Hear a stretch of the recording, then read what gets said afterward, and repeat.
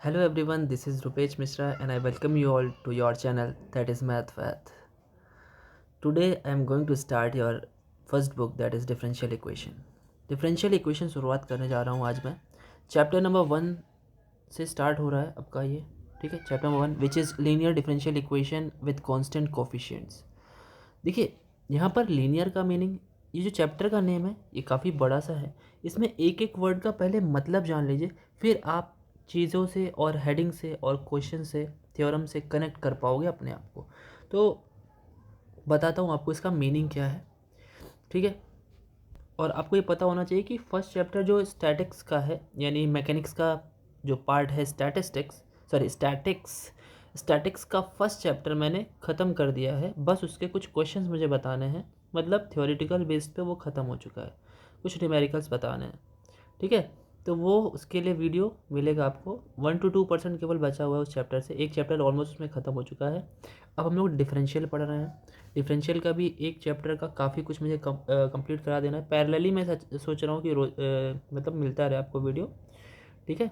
तो कभी एक चैप्टर उसका पढ़ेंगे, फिर इसका चैप्टर पढ़ेंगे, क्योंकि आपके मिड टर्म जो आएगा वो स्टार्टिंग के कुछ चैप्टर्स ज़्यादा आते हैं. तो दोनों ही बुक से आने हैं, 2 पेपर देने हैं आपको, इसलिए दोनों से मैं कवर करूँगा, ठीक है. तो उसमें एक चैप्टर ख़त्म हो चुका है. आप इस पर फिर जिसको चाहे तो अपने फ्रेंड्स को शेयर कर दीजिए, वो भी पढ़ लेंगे, ठीक है.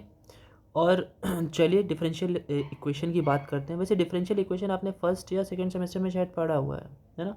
तो जहाँ तक आपने पढ़ा हुआ था, जो आपके सारे मेथड्स थे, लाइक क्या क्या था, वेरिएबल सेपरेबल था, ठीक है. उसके बाद आपने होमोजीनस डिफरेंशियल इक्वेशन पढ़ा था, फिर reducible to homogeneous differential equation पढ़ा था, फिर आपने पढ़ा था लीनियर, है ना, लीनियर डिफरेंशियल इक्वेशन पढ़ा था आपने, रिड्यूसिबल टू लीनियर फॉर्म पढ़ा था, एग्जैक्ट डिफरेंशियल इक्वेशन पढ़ा था, और एग्जैक्ट के 5 तरीके के फॉर्म थे वो पढ़े थे, ठीक है.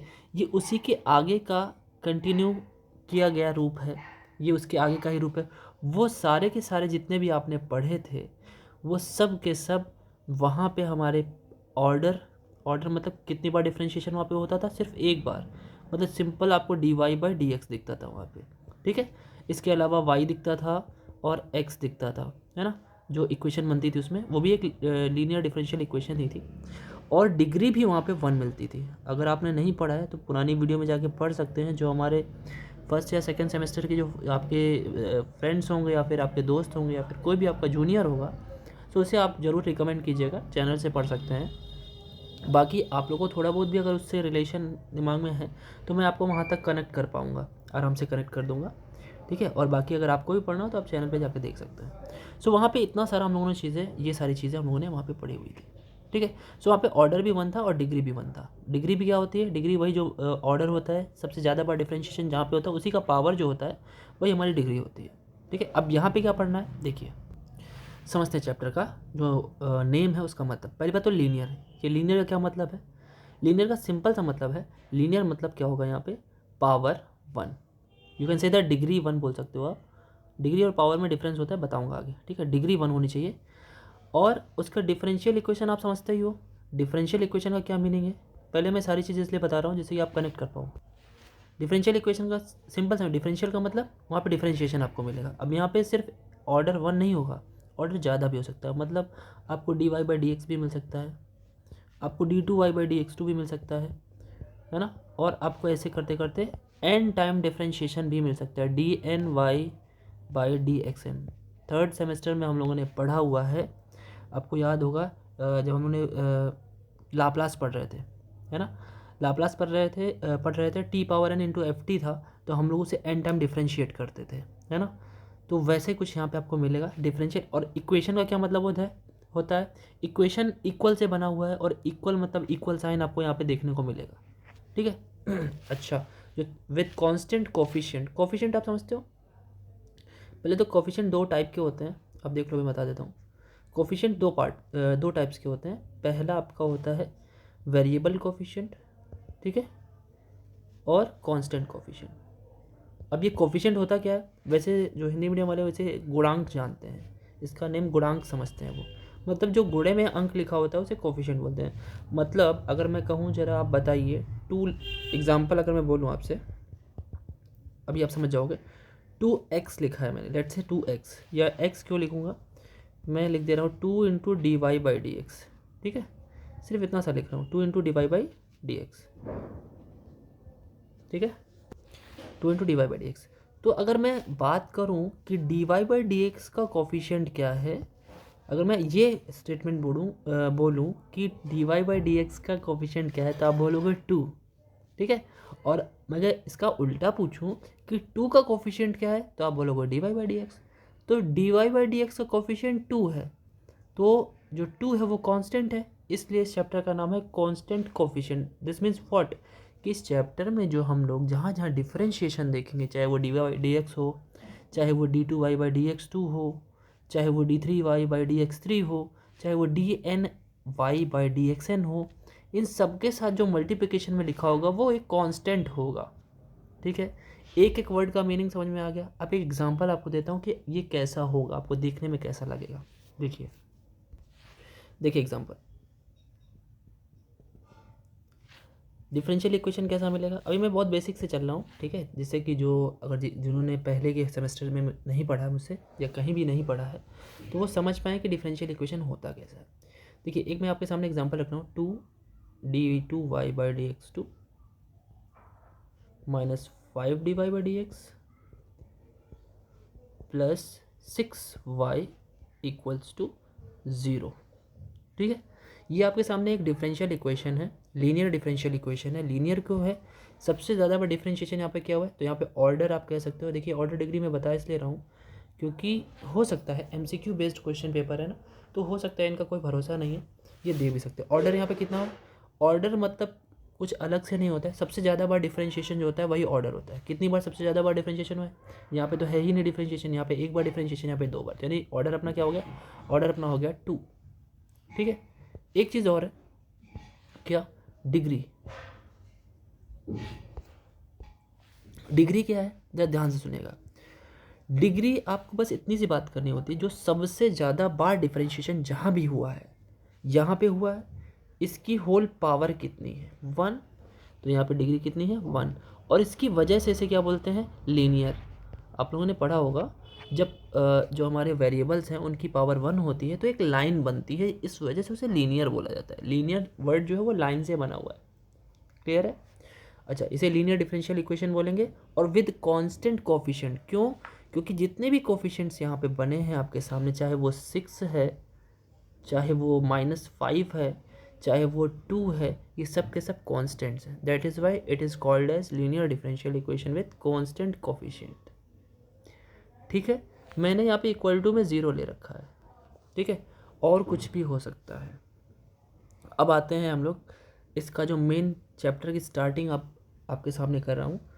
अभी तक तो डेफिनेशन थी, क्या क्या था वो सारा आपके सामने, ठीक है। एक मैं आपको एक लेट्स से n ऑर्डर का, अब ये तो 2 ऑर्डर है तो देखिए मैक्सिमम पावर 2 दिखा, आपको हम n ऑर्डर का डिफरेंशियल इक्वेशन दिखाते हैं, ठीक है। Differential equation of n order, या ऑर्डर n भी लिख सकते हो आप। देखिए कैसा होता है, ज़्यादा कुछ नहीं है, मतलब उसमें डिफरेंशिएशन n टाइम्स तक आपको दिख सकता है।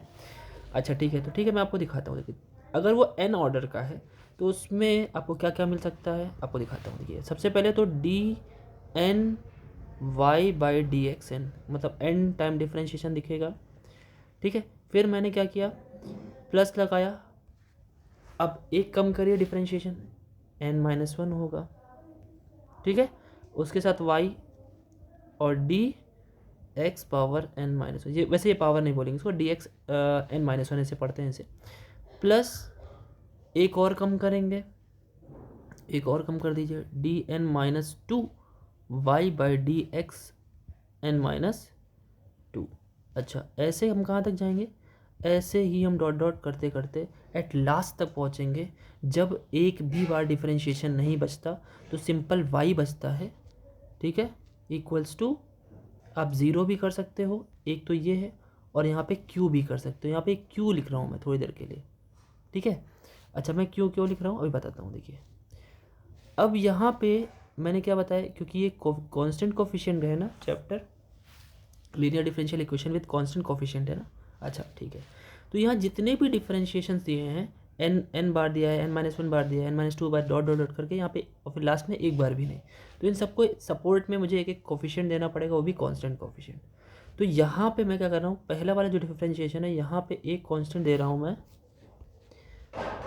ढेर सारे कोफिशिएंट दिए देने हैं हमको, तो मैं स्टार्ट कैसे करूँ, ठीक है, स्टार्ट यहाँ से करता हूँ A0 से, ठीक है, इसे A0 पढ़ते हैं या A0 पढ़ सकते हो। इस वाले को मैं सपोर्ट के लिए A1 मल्टीप्लिकेशन में कर दे रहा हूँ, यहाँ पे A2 दे दे रहा हूँ, ऐसे करते करते यहाँ पे लास्ट में जा कर के AN पहुँच जाएगा। अच्छा, ज़रूरी नहीं है आप A0 A1 A2 कुछ लिखो, आप कोई भी अल्फ़ाबेट लिख सकते हो। अब अगर आप कहोगे सर ABCD क्यों ना लिख दें, लिख सकते हो, लेकिन अगर मान लीजिए ABCD तो सिर्फ 26 लेटर्स में होंगे, लेकिन अगर डिफ्रेंशिएशन मैंने मान लीजिए 30 टाइम्स कर दिया, तो बाकी के 4 कैसे लिखोगे आप, ठीक है। इसलिए मैंने क्या किया, ए के साथ सफिक्स में कई सारे नंबर्स आप तो लिख सकते हो ना, इसलिए ए ले लिया। आप बी ले सकते हो, B0 B1 B2 कुछ भी जो मन करे वो ले लो, ठीक है, कोई फ़र्क नहीं पड़ता। अल्फ़ा 1 अल्फ़ा 2 अल्फ़ा नॉट ये ले सकते हो, कोई भी कुछ भी ले सकते हो। अच्छा, राइट हैंड साइड में मैंने क्यू क्यों लिखा, क्यू की वैल्यू आपकी 0 भी हो सकती है, और क्यू की वैल्यू किसी तरह का फंक्शन भी हो सकता है, फंक्शन ऑफ एक्स भी हो सकता है, ठीक है, कोई एक फंक्शन भी हो सकता है। क्यों, क्योंकि ये दो टाइप ही हमारे आगे चल करके दो तरीके के क्वेश्चन में कन्वर्ट हो जाएंगे, एक जिसमें इक्वल टू 0 होता है, और एक जिसमें इक्वल टू कोई एक्स का फंक्शन हो सकता है, लेट्स से साइन एक्स लिखा हो सकता है क्यू की जगह पे आपका x² + 2x लिखा हो सकता है, पॉलिनोमियल फंक्शन हो सकता है, इन्वर्स फंक्शन हो सकता है, आइलेट में से कोई भी फंक्शन हो सकता है। आइलेट मतलब inverse, L for log, A for algebraic जो भी होते हैं पॉलिनोमियल, फिर आपका T ट्रिग्नोमेट्री, और E फॉर एक्सपोनेंशियल, आपने क्लास 12 में पढ़ा होगा, ठीक है, पाई पार्ट्स से भी यूज़ कर रहे होंगे। अच्छा अब बढ़ते हैं आगे, जो आपका ये nth ऑर्डर, इसे क्या बोलेंगे, n ऑर्डर का डिफरेंशियल इक्वेशन, ठीक है, और कैसा है, लीनियर है। क्यों, क्योंकि सबसे ज़्यादा बार डिफरेंशिएशन देखिए यहाँ पे हुआ है, और इसकी पावर कितनी है, 1, पावर 1 है, इसे लीनियर बोला जा रहा है, ठीक है, याद रहेगा। चलिए आगे बढ़ते हैं। देखिए अब सॉल्यूशन ऑफ LDE मतलब क्या है, लीनियर डिफरेंशियल इक्वेशन, शॉर्ट में लिख दिया मैंने। अब एक बात है, देखिए अगर हमारे पास वही जो मैंने इक्वेशन अभी पीछे लिखी, वही इक्वेशन हमारे पास है, और मैंने क्या किया हुआ है, अभी Q = 0 पे बात की जा रही है, ठीक है, लेट्स से Q = 0 पे बात करें, A1 D power dn-1/dxn-1 plus dot dot dot dot, at last हमने क्या लिखा, an(y) = मैंने Q की जगह पे 0 ले लिया अभी, ठीक है, एक एक करके बात होगी। मैंने बताया ना 2 पार्ट के क्वेश्चन बनेंगे। इसका सॉल्यूशन क्या होगा, देखिए बहुत ही सिंपल सी बात है, थ्योरम है बट अपने को प्रूफ नहीं करना है, थ्योरम समझना है, ठीक है, यहाँ पे थ्योरम का प्रूफ नहीं है। अच्छा देखिए, सॉल्यूशन का मतलब क्या होता है, सॉल्यूशन का सिंपल सा मीनिंग यही होता है बच्चों कि वैल्यू ऑफ, जो सॉल्यूशन बोलते हैं, कभी भी हम लोग किसी भी इक्वेशन का आज तक कहीं भी सॉल्यूशन लिखते आए हैं, अगर सॉल्यूशन पूछा है तो उसका मतलब होता है वैल्यू ऑफ वेरिएबल, ठीक है, कभी भी ऐसा पूछेगा तो आप उसका मतलब यही समझिएगा, है ना। क्लास 10th में भी आपने पढ़ा होगा, याद होगा आपको, linear equation with 2 variable x और वाई होते थे, वहाँ पे कहता था सॉल्यूशन, गिव सॉल्यूशन दो। तो सॉल्यूशन के लिए हम लोग क्या करते थे, एक्स और वाई की वैल्यू ही तो फाइंड आउट करते थे, और एक्स वाई होता क्या था, वेरिएबल होता था। तो कहीं भी सॉल्यूशन की बात होगी, so they want you to find the value of the variable, उन्हें आपसे वैल्यू चाहिए वेरिएबल की, और कुछ नहीं।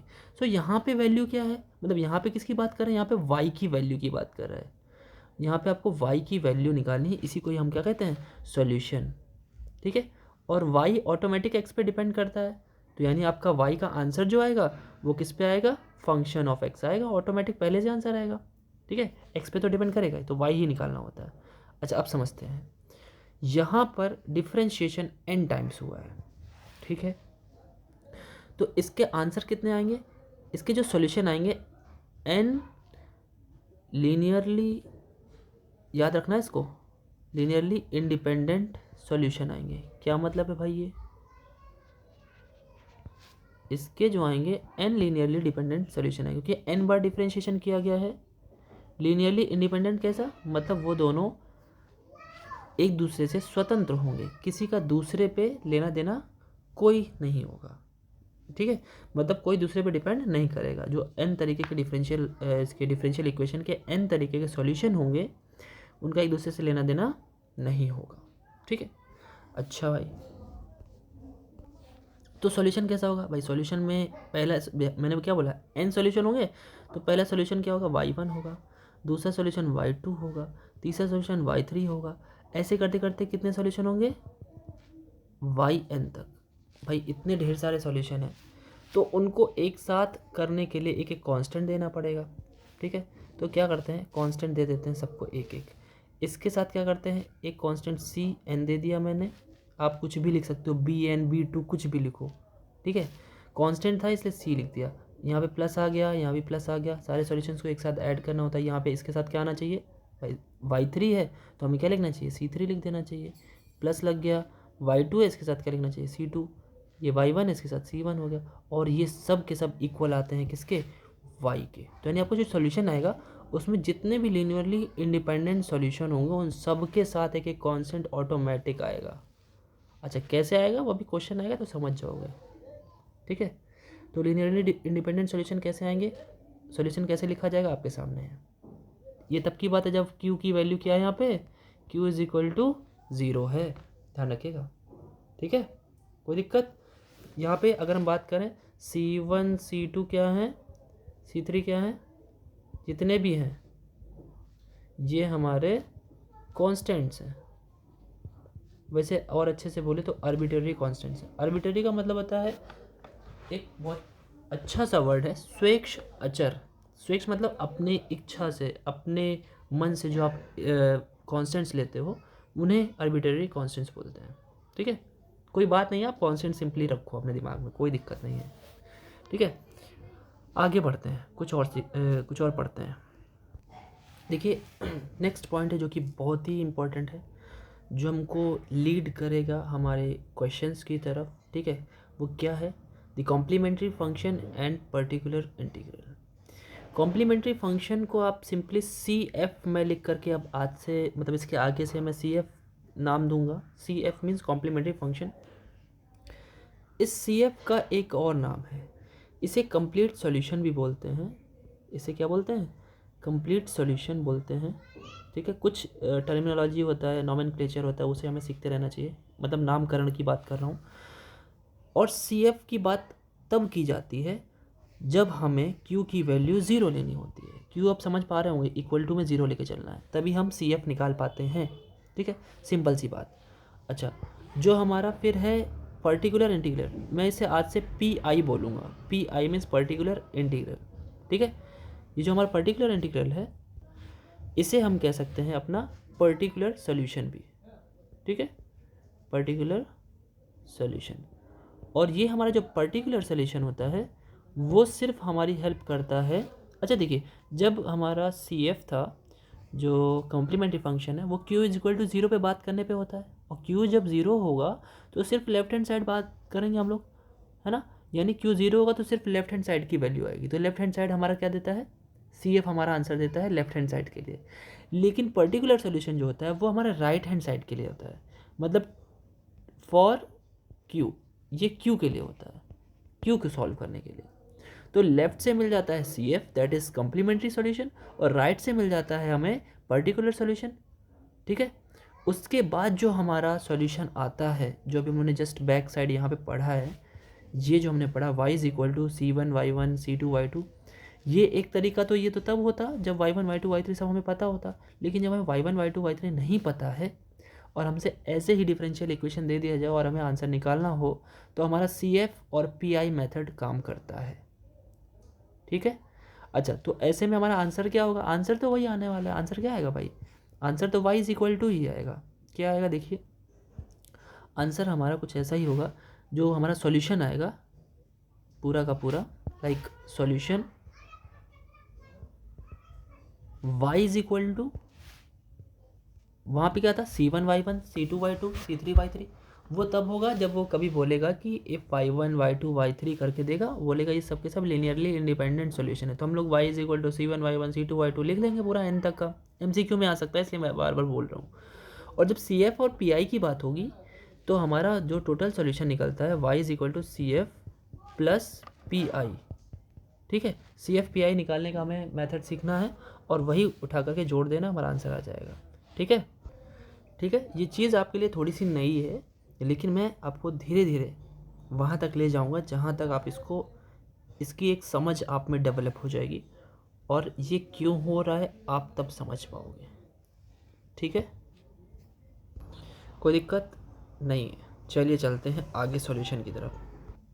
अब देखिए, चलते हैं हम लोग ऑक्सिलरी इक्वेशन की तरफ, और जो हम लोग ने बात की यहाँ पे सी एफ कैसे निकलता है। आगे एक ऑक्सिलरी इक्वेशन होती है जिसे हम लोग सहायक समीकरण भी बोलते हैं, उस पर बात होगा, और कॉम्प्लीमेंट्री फंक्शन कैसे निकालते हैं उस पर बात होगा। ठीक है, क्योंकि सबसे पहले हमको Q is equal to zero वाले पे ही बात करनी है। चलिए आगे बढ़ते हैं। देखिए, the auxiliary equation and complementary function, C F मतलब कॉम्प्लीमेंट्री फंक्शन, यानी आप कह सकते हो इसे कंप्लीट सॉल्यूशन भी बोल सकते हो सी एफ को। ठीक है, वैसे फुल फॉर्म तो कॉम्प्लीमेंट्री फंक्शन है, और एक और सेंस ले सकते हो कि कंप्लीट सॉल्यूशन देता है व्हेन क्यू इज़ ज़ीरो। जब क्यू ज़ीरो होता है तो सी एफ निकाला जाता है। या यूँ कह दो, अगर क्यू है और आपको सी एफ निकालना है तो क्यू के प्लेस पे आप ज़ीरो ले लेते हो, तभी सी एफ आता है। ठीक है, आगे बढ़ते हैं। देखिए, सबसे पहली बात तो जो हम लोगों ने डिफरेंशियल इक्वेशन सीखा था उस पर फिर से जाते हैं। ठीक है, मैं लिख रहा हूँ A naught differentiation N time है upon D x N plus A one D N minus one Y upon D X power N minus one. ये पावर बोल दे रहा हूँ, बस पावर होता नहीं है। ठीक है, वो डिफरेंशिएशन होता है, पावर अलग चीज़ होती है। फिर इसके बाद मैंने क्या किया, यू कैन से दैट कि ए टू भी लिख ही लेता हूँ। चलिए, d N minus one time differentiation, sorry n minus two times y upon D x n minus two plus dot dot dot dot, और लास्ट वाला हमारा क्या होता था, वर्ड जो होता था ए एन, एक second, a n of y equals to zero लेके चल रहा हूँ, वही बात कर रहा हूँ। ठीक है, क्योंकि सी एफ जो हमारा है ज़ीरो पे बात होती है। अब एक छोटा सा नोटेशन है यहाँ पे, शायद आप लोग जानते भी होंगे।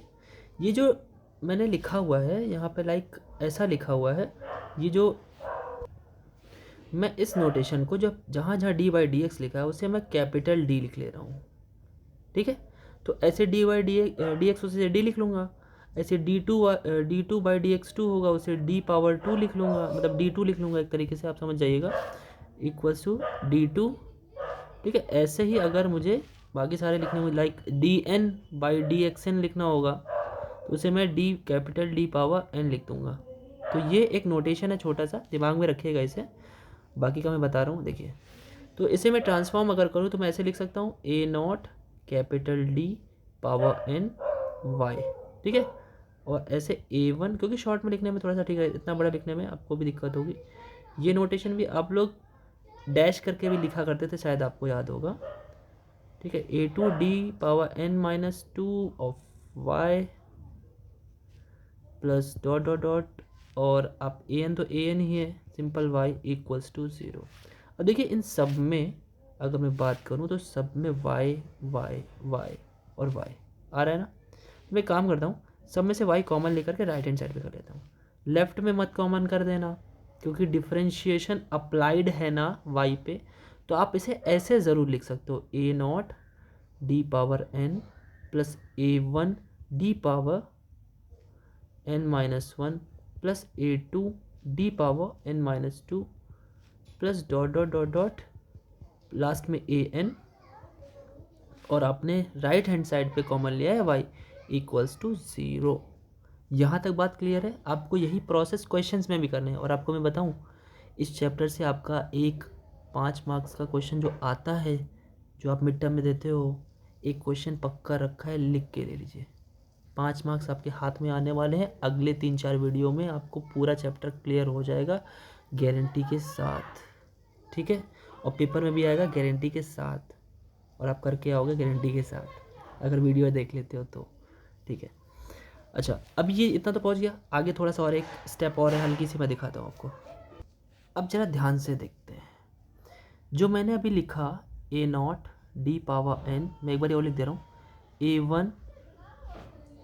One D power N minus one plus dot dot dot dot A N, फिर मैंने राइट हैंड साइड पे वाई कॉमन लिया था, इक्वल्स टू ज़ीरो किया था। ठीक है, एक सेकंड में से इक्वेशन वन लेट कर लेता हूँ।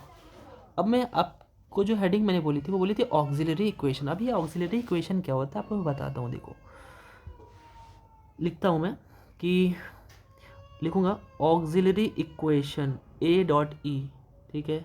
आप लोग फुल फॉर्म लिख सकते हैं, ठीक है, या शॉर्ट में भी लिख सकते हैं, लेकिन एग्जाम में आप फुल फॉर्म ही लिखिएगा, ज़्यादा अच्छा रहेगा। 3 ही क्वेश्चन तो आने हैं भाई।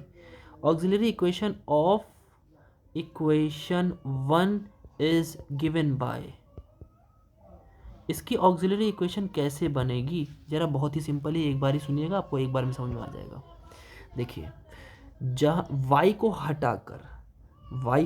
हटाकर जो आपका बचा उसमें d के प्लेस पर आप m कर दीजिए, तो m पावर n हो गया plus a1 m power n minus 1 हो गया। अब यहाँ पे m एक ऐसे ही कुछ भी एक नंबर है, ठीक है, d नहीं है, वो डिफरेंशिएशन नहीं रहा, एक नंबर में कन्वर्ट हो गया है। ऑक्सिलरी इक्वेशन जो होती है वो एक सहायक यानी हेल्पिंग इक्वेशन होती है डिफरेंशियल इक्वेशन की, ठीक है। आपने इसे ऐसे लिखा और ये ए एन आपको y को हटा देना है इक्वल टू 0, ठीक है। आप सही से देखो तो ये पूरी इक्वेशन जो है एक तरीके से कहा जाए तो ये फंक्शन ऑफ m है, ठीक है। तो अगर आप इसे चाहो तो ऐसे भी लिख सकते हो f of m function of m is equal to 0, ठीक। दिस इज व्हाट, इसे ही बोलते हैं आप इक्वेशन नंबर 2 को ही आप क्या बोलते हैं, equation number 2 is the auxiliary equation. Spelling याद रख लीजिएगा, गलत मत लिखिएगा एग्जाम में, ठीक है। अब यही ऑक्सिलरी इक्वेशन में जो m होता है उस m की हम लोग वैल्यू फाइंड आउट करते हैं, ठीक है। अब इसके बाद मैं आपको एक क्वेश्चन लेकर के करके दिखाता हूँ यहाँ तक, फिर उसके बाद समझाऊंगा कि CF कैसे निकाला जाता है। पहले ऑक्सिलरी इक्वेशन निकालेंगे, उसमें जो m आता है m की वैल्यू फाइंड आउट करेंगे अपने लोग। चलिए एक क्वेश्चन देखते हैं तो मज़ा आएगी। देखिए एक क्वेश्चन आपके सामने, right the auxiliary equation of the differential equation this, ठीक है।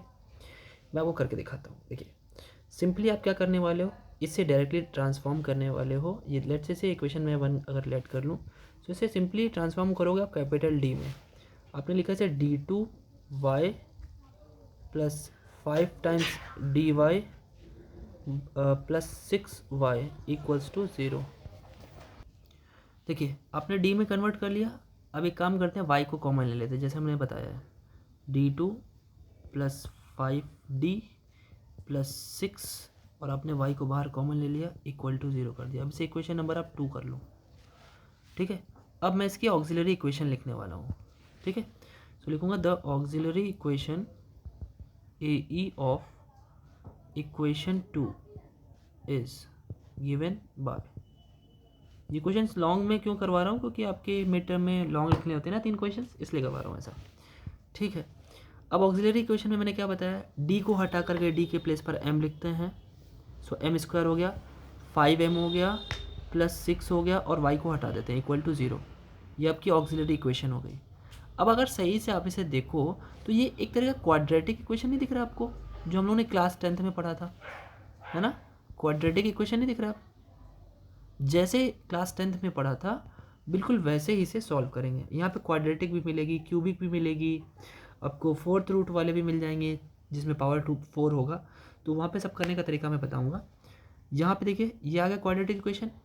अब यहाँ पे देखिए यहीं से MCQ बनना शुरू हो गया आपका। बोलेगा क्या कि क्वेश्चन यही सेम रहेगा और बोलेगा कि आपकी जो d की वैल्यू या m की वैल्यू क्या आने वाली है if m satisfy the differential equation. अगर m सेटिस्फाई करता है d के प्लेस पर रखने पर तो m की वैल्यू क्या आएगी, तो यहीं पे हम लोग को क्या करना है, फैक्टराइज कर लेना है। ये यहाँ तक एक नंबर का यानी MCQ बन सकता है, ठीक है। अच्छा देखिए इसको सॉल्व कैसे करते हैं, क्लास 10th में जैसे आप करते थे वैसे करते हैं। देखिए ठीक है, तो यहाँ पे m square plus 5m plus 6 equals to 0 हुआ। अब आपको पता है कैसे सॉल्व करते हैं, वही differential equation, mid term splitting, मध्य पद को तोड़ना, बहुत लोग जानते होंगे। तो 1 6 6 6 को तोड़ेंगे 2 प्लस 3 तो 2m प्लस 3m सभी को आता है इज इक्वल टू 0। आप m को कॉमन लोगे m प्लस 2 आएगा और प्लस 3 को कॉमन लोगे तो भी m प्लस 2 आएगा। ब्रैकेट्स दोनों सेम है, इसका मतलब हम लोग सही रास्ते पे हैं। सो m+2 को आपने कॉमन लिया और m+3 को भी कॉमन लिया। अब वो पता है कोई भी एक ब्रैकेट 0 के इक्वल होगा, m+2 या तो 0 के इक्वल होगा और या फिर m+3 इज इक्वल टू 0 होगा। यहाँ से m की दो वैल्यूज़ आ गई, कौन कौन सी, एक आ गई m की वैल्यू आपकी -2 और एक आ गई आपकी m की वैल्यू -3। ठीक है, क्योंकि m आपने अपने मन से लाया था तो m की वैल्यू भी आपको निकालनी पड़ेगी। ठीक है, ऑक्सिलरी इक्वेशन निकालना सीख गए, साथ ही साथ ऑक्सिलरी इक्वेशन में जो m आता है उसकी वैल्यू निकालना हम लोग सीख गए। ठीक है, अब बारी आती है कॉम्प्लीमेंट्री फंक्शन, कॉम्प्लीमेंट्री फंक्शन के फॉर्मूले की। तो इसमें 3-4 तरीके के फॉर्मूले हैं, हम लोग उनको समझेंगे। उससे पहले एक क्वेश्चन मैं और बता रहा हूँ, ऑक्सिलरी इक्वेशन निकालने का एक और क्वेश्चन बताता हूँ और उसमें m की वैल्यू तक निकालने तक का बता रहा हूँ आपको। ठीक है, एक एग्जाम्पल और देखते हैं। देखिए क्वेश्चन और आपके सामने है, ये भी कुछ वैसा ही है। यहाँ पे देखिए, यहाँ पे कोफिशिएंट क्या है, a+b है, यहाँ पे कोफिशिएंट 1 है, यहाँ पे ab भी एक कोफिशिएंट है, यहाँ a और b को कांस्टेंट समझिएगा। ठीक है, सो ये सारे कोफिशिएंट्स हैं यहाँ पे। अच्छा, अब हम लोग कैसे करते हैं, d2y dx2 को d⁻2y लिख दिया मैंने, यहाँ पे a+b dy लिख दिया मैंने, यहाँ पर तो ab y लिख दिया। This is equation number 1। अब वैसे इसे इक्वेशन नंबर 1 इसे मानने की ज़रूरत नहीं है। ठीक है, क्या करते हैं, अब हम लोग y कॉमन लेते हैं राइट हैंड साइड से, d2 + a+b of d + ab, मैंने y कॉमन लेकर के बाहर लिखा और इक्वल टू 0 कर दिया। ठीक है, इसे इक्वेशन नंबर 1 ले लिया। अब लिखेंगे क्या भाई, the auxiliary equation of the AE of equation 1 क्या होगा भाई, बड़ा ही सिंपल है। क्या होता है, आपने d के प्लेस पर m किया तो m² हो गया plus a+b of m plus ab equals to 0। ये आपकी क्या हो गई, ऑक्सिलरी इक्वेशन हो गई। अब इसे सॉल्व कर लेंगे m के लिए। ठीक है, ये भी पावर 2 में क्वाड्रेटिक इक्वेशन है, इसे भी मिड टर्म स्प्लिटिंग से सॉल्व कर लेंगे। चलिए देखते हैं।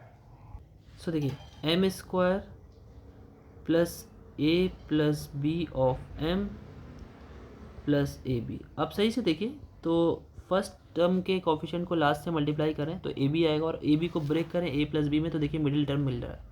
सो कुछ करना नहीं है, ये बहुत ही सिंपल था। इसे am प्लस bm लिखा जा सकता है प्लस ab इक्वल्स टू 0। ठीक है, उसके बाद क्या कर रहे हैं, m कॉमन ले लिया, सो m प्लस a बचा, यहाँ पे अपने b कॉमन ले लिया तो भी m प्लस a बचा इक्वल टू 0।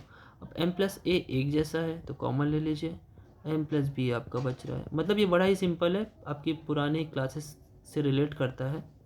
कुछ चीज़ें नहीं तो आएगी बच्चों, समझिए आप, कुछ चीज़ें नहीं तो मिलती ही है, तो वो तो मिलेगी, लेकिन मैं कोशिश ये करूँगा कि सारे के सारे चैप्टर्स को आपको पुराने पढ़ी हुई चीज़ों से रिलेट करूँ, और जिन्होंने पहले की चीज़ों को नहीं भी पढ़ा उन्हें भी समझ में आए, मैं इतनी पूरी कोशिश करूँगा।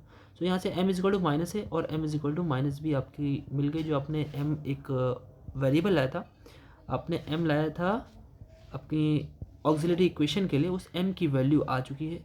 इसके बाद सिर्फ हमें CF के फॉर्मूलेस पढ़ने हैं।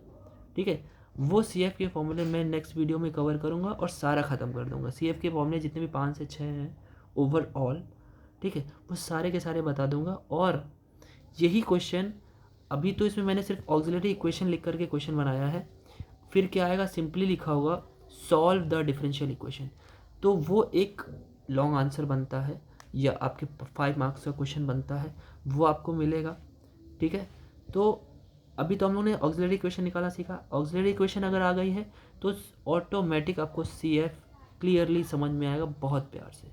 तो इस वीडियो को अच्छे से देखिएगा, कैसे आपने ऑक्सिलरी इक्वेशन में बदला, m की वैल्यू कैसे फाइंड आउट की। ठीक है, और m की वैल्यू क्या क्या आई क्या नहीं आई, ये नेक्स्ट वीडियो में कवर करेंगे। ये वीडियो ज़्यादा लंबी ना होने पाए, जिससे आप लोग को बोर्ड फील ना हो, और आप लोग जितना ज़्यादा हो सके इसे शेयर करें, क्योंकि फ़र्स्ट बुक मैंने स्टार्ट कर दी है, यही आपकी फ़र्स्ट बुक है। This is your first book और पहला वीडियो आपके सामने है। और मैं आप लोगों से पूछा था कि आप लोग किस किस कॉलेजेस में हो, वैसे कुछ लोगों ने जवाब दिया हुआ है। ठीक है, सो मैं चाहूँगा आप सभी लोग बताएं कि जिसने जिसने पढ़ा है, पूरे लास्ट तक वीडियो पढ़ा है, वो बताएं कि किस किस कॉलेजेस से आप लोग हैं। गोरखपुर से कितने लोग हैं, देवरिया से कितने लोग हैं, कानपुर से कितने लोग हैं, लखनऊ से कितने लोग हैं, अगर हैं तो वो ज़रूर बताएं, ठीक है। तब तक के लिए वीडियो को लाइक शेयर सब्सक्राइब जरूर कर दीजिएगा। सब्सक्रिप्शन आप लोग देख ही रहे होंगे, आई वॉन्ट मोर, है ना, थोड़े ज़्यादा सब्सक्रिप्शन होने चाहिए। कोई बात नहीं, आप लोग शेयर करेंगे, आप हो ही जाएगा। लेकिन तब तक के लिए वीडियो को आप शेयर ज़रूर करें अपने फ्रेंड्स में, ठीक है। वीडियो को अच्छी लगी है तो लाइक ज़रूर कर दीजिएगा। कमेंट का मैं हमेशा इंतज़ार करता हूँ कि आप लोग क्या कमेंट करोगे, उसका आपको रिप्लाई भी मिलता रहता है, ठीक है। नेक्स्ट वीडियो के लिए कल मिलते हैं नेक्स्ट वीडियो के साथ। कल टेक्निकल इशू था इसलिए वीडियो नहीं हो पाया था अपलोड, बट ये वीडियो आपकी अभी मिल जाएगी आपको आधे घंटे के अंदर, ठीक है। तो ठीक है, अब देखिएगा, वीडियो पढ़ती रहेगी और देखते रहिए। Thank you, thanks a lot.